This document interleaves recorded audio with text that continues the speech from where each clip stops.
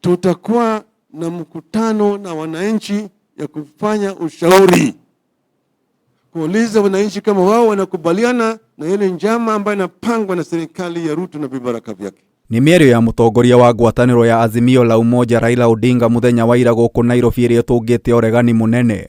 Azimio! Ritana rĩa Raila Odinga rĩa Mirurungano nĩ rĩkũmithĩtio nĩ atongoria matiganite bururi-ini makiuga rĩrĩ na ũhoti wa gũcogera ngũĩ na gũthingithia ũrũmwe wa Akenya. Akĩaria mũthĩ hĩndĩ ya mambura ma gũkũngũĩra mũthĩ wa arĩa marĩ na mawathe, Ngabana wa Narok Patrick Ole Ntutu oigĩte rĩrĩ nĩ igeria rĩa gũtebebia ũtongoria wa President William Ruto. Watu wameenda wanaendelea kufanyiwa kazi. Mimi nataka kusema ya kwamba watu ya Narok, sisi hatushikani na hizo maandamano, hatutakubali. Ole Ntutu orĩtie Odinga kwĩyeheria ũteti-inĩ na gũkindĩra gĩtĩo kĩrĩa rũrĩrĩ rwa ũkabirũ mũhete. Na tunaomba mzee wetu, tafadhali, just retire kama an elder. We love you, but ile mambo sasa unataka kuteletea sisi hatuwezi kubali.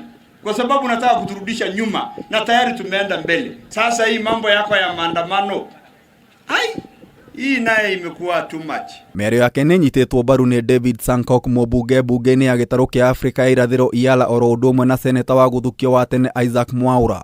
Mambo ya furugu, walemavu, sisi kuna wenye hawezi ona pahali wakora wanatoka, kuna wenye hawezi kimbia, kuna wenye hawana uwezo wa kusikia, kwa hivyo watasikia marisasi, kwa hivyo tafadhalini hawatasikia tear gas.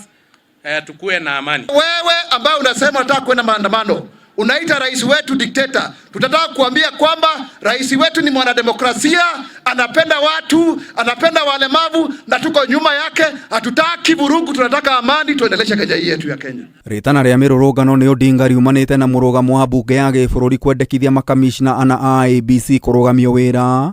Riboti rĩrakindĩrirwo nĩ President Ruto thutha wa kũmarũgamia wĩra orĩo na kwambĩka kamĩtĩ ya mwanya ya kũmathuthuria ĩkĩrũgamĩrĩrwo nĩ mũcirithania Agri Mchelule. Lakini sasa yeye ameanza vita na sisi.